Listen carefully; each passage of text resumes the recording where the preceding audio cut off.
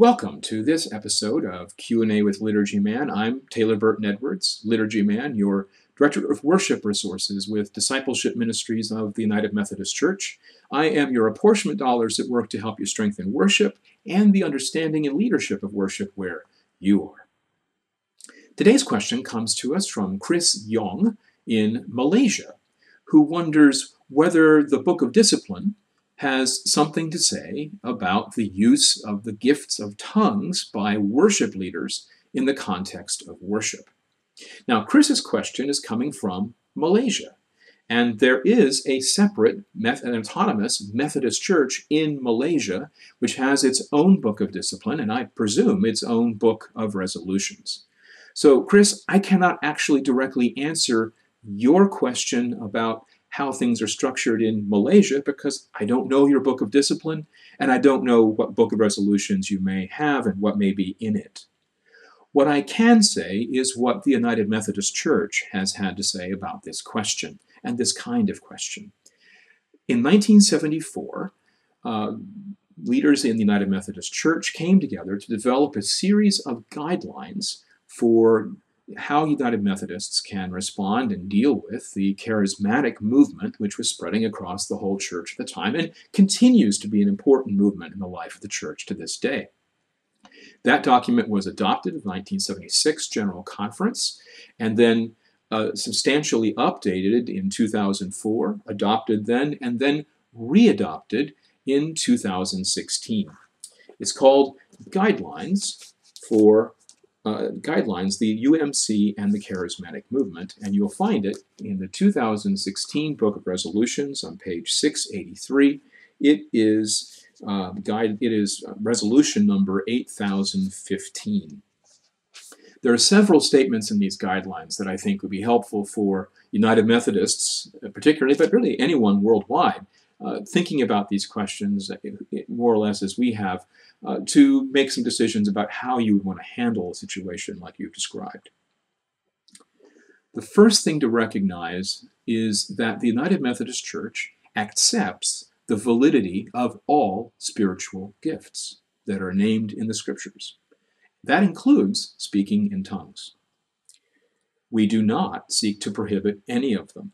Indeed, in the Guidelines for All section of this on page 686, Guideline number 5 specifically says, recognize that although spiritual gifts may be abused, that does not mean they should be prohibited.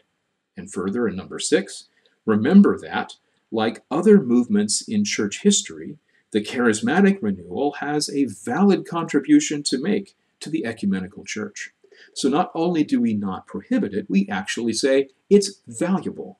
And these kinds of expressions of spiritual gifts and the work of the charismatic movement is something that we are supportive of in general as United Methodists. A key issue for worship leaders can be drawn from a statement about pastors who have had a charismatic experience that's found on the next page. It's number 4 on page 687 at the top of the page.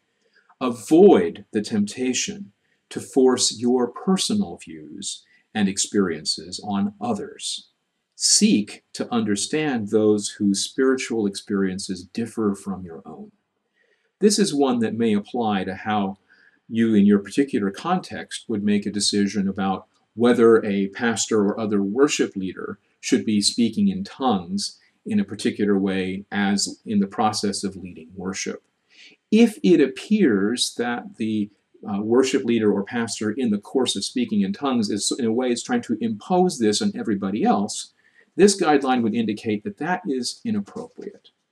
It's not inappropriate to speak in tongues. It would be inappropriate to try to sort of do this in a way to try to get everybody else to do the same thing. That would be imposing this practice on others.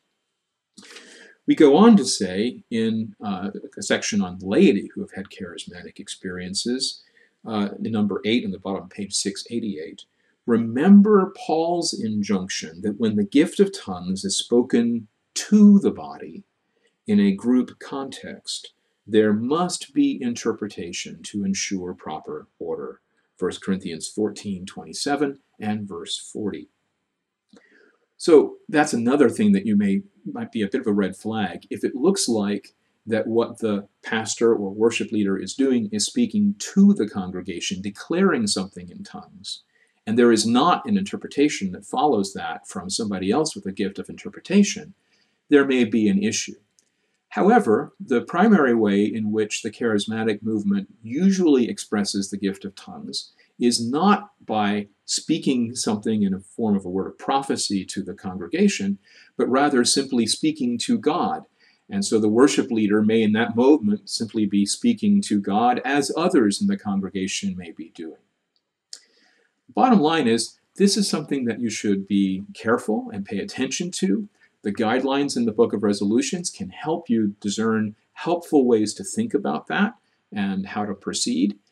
We do not prohibit this practice, but we call for some cautions and for some appropriate ways of handling this that end up being both biblical and pastorally sensitive to the needs of the worshiping congregation. I hope this has been helpful. Remember, you can always contact me, worship@umcdiscipleship.org, through our UMC Worship Facebook group, or drop a line on this page as Chris Young did, and perhaps your question or comment may become the basis of a future episode of Q&A with Liturgy Man. May the peace of Christ be always with you.